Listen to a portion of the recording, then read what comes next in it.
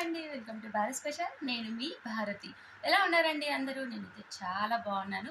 And మీ అందరూ కూడా చాలా బాగుండాలని కోరుకుంటున్నాను. అండ్ చాలా రోజుల తర్వాత ఈ ఫేస్ టు వీడియో తీస్తున్నానండి. సో ఇప్పుడు ఏంటంటే సమ్మర్లో పిల్లలతో, ఇంకా మా పిల్లలకి హాలిడేస్ ఇవ్వలేదన్నమాట. So full busy schedule. And ఈ సమ్మర్కి అందరికీ కూడా ఒక మంచి రెసిపీ ఏంటో తెలుసా? సో అందరు చాలా ఇష్టపడేదన్నమాట. అదేంటంటే ఐస్ క్రీమ్. అండ్ అది కూడా ఎంత టేస్టీగా ఉందంటే చాలా చాలా టేస్టీగా ఉందండి. అండ్ ఈ ఐస్ క్రీమ్ వచ్చేసరికి దేంతో చేసామో తెలుసా? సో దేంతో చేసామనేది కంగారు పడకండి, వీడియో అయితే షేర్ చేస్తాను.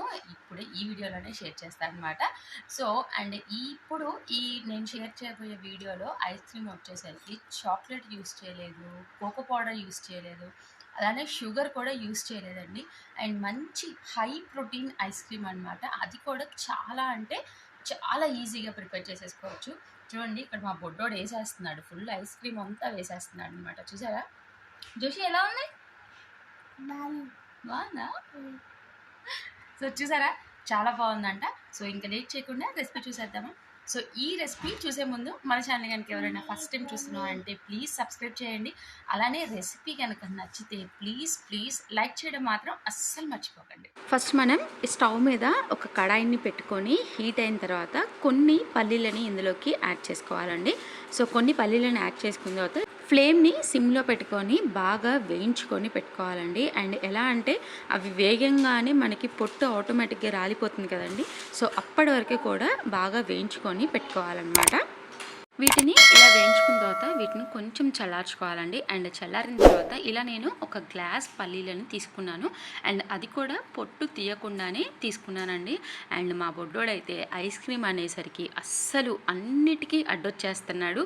అండ్ వాడికి పోయడం రాక సగం కిందే పారబోసేస్తున్నాడు. సో ఇలాగైతే పల్లీలని గ్లాస్ మొత్తం యాడ్ చేసుకున్న తర్వాత ఇలాగా ఫైన్ పేస్ట్ లాగా మనం ప్రిపేర్ చేసుకోవాలండి. చూసారా, ఇక్కడ పేస్ట్ లాగా ఎలా అయితే ప్రిపేర్ అయిందో సో అలాగా మనం ప్రిపేర్ చేసుకొని ఇప్పుడు దీన్ని ఒక పక్కన పెట్టుకోవాలన్నమాట. అండ్ ఇప్పుడు స్టవ్ పైన ఇంకొక చిన్న ప్యాన్ పెట్టుకొని ఇప్పుడు ఇందులోకి చిన్న బటర్ క్యూబ్ని యాడ్ చేస్తున్నానండి. సో ఇలా బటర్ క్యూబ్ని యాడ్ చేసిన తర్వాత అది మనం మెల్ట్ చేసేసుకోవాలండి. సో ఇలాగా చక్కగా మెల్ట్ అయిపోయిన తర్వాత ఇప్పుడు నేను హాఫ్ గ్లాసు బెల్లాన్ని యాడ్ చేస్తున్నానండి. అండ్ బెల్లాన్ని కూడా చక్కగా తురుముకొని యాడ్ చేశానండి. సో బెల్లాన్ని ఇలాగా మొత్తం కూడా చక్కగా మిక్స్ చేసుకొని ఈ బెల్లం అంతా కూడా మనకి బాగా మెల్ట్ అయ్యే వరకు కూడా మనం సిమ్ ఫ్లేమ్లో పెట్టుకొని దీన్ని చక్కగా తిప్పుతూ ఉండాలండి. అండ్ బటర్ యాడ్ చేయడం దేనికంటే చక్కగా ఇలా అడుగంటుకోకుండా ఇలా వచ్చేస్తుందన్నమాట. సో ఇలా చక్కగా మెల్ట్ అయిపోయిన తర్వాత మనం ముందుగా రెడీ చేసుకున్న పేస్ట్ ఉంది కదండి.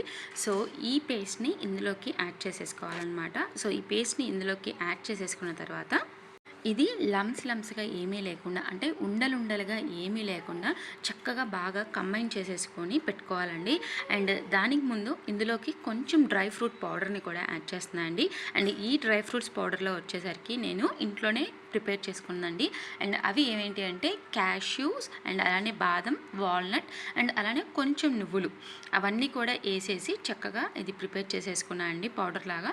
సో ఇది జస్ట్ ఒక 2 స్పూన్స్ యాడ్ చేసేసి దీన్ని మొత్తాన్ని కూడా బాగా కంబైన్ చేసుకొని పెట్టుకోవాలండి. అండ్ మనకి ఏంటంటే ఆ బెల్లం అండ్ అలానే మనం పేస్ట్ చేసి పెట్టుకున్న పీనట్లోకి ఏంటంటే బాగా మిక్స్ అయిపోవాలన్నమాట.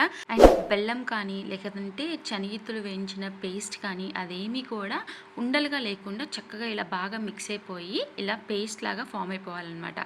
అండ్ దాని తర్వాత మనం ఇలాగా ఒక గ్లాసు పీనట్స్ తీసుకున్నాం కదండి. సో అదే మెజర్మెంట్లో ఇప్పుడు ఒక గ్లాసు పాలను కూడా యాడ్ చేసేసుకొని ఇది మొత్తం కూడా బాగా మిక్స్ అయ్యేలాగా బాగా కలుపుకొని పెట్టుకోవాలండి. అండ్ ఈ ప్రాసెస్ అంతా కూడా మీరు గుర్తుంచుకొని సిమ్ ఫ్లేమ్లోనే పెట్టుకోవాలి. మీరు హై ఫ్లేమ్లో పెట్టుకుంటే ఏంటంటే మనకి బాగా స్టిక్ అయిపోతుందన్నమాట. అండ్ అదేవిధంగా మనకి ఐస్ క్రీమ్ ఫామ్ చేసిన తర్వాత కూడా కొంచెం స్మెల్ అనేది వస్తుంది. సో అందువల్ల ఏంటంటే మీరు సిమ్ ఫ్లేమ్లోనే పెట్టుకొని ప్రిపేర్ చేసేసుకోండి. సో దీన్ని మొత్తాన్ని కూడా ఇలా చక్కగా మిక్స్ అయిపోయేలాగా కలిపేసుకున్న తర్వాత కొంచెం కన్సిస్టెన్సీ అనేది ఇలా కొంచెం అంటే మనం మరీ పలుచగా కాకుండా కొంచెం గట్టిపడేలాగా ఇక్కడ చూపించిన కన్సిస్టెన్సీలోకి మనకి ఇలా చక్కగా వచ్చేంత వరకు ప్రిపేర్ చేసేసుకోవాలండి.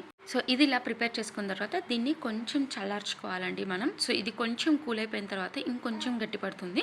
సో ఇలా కొంచెం గట్టిపడిన తర్వాత దీన్ని మనము బ్లెండర్లోకి యాడ్ చేసేసుకోవాలండి.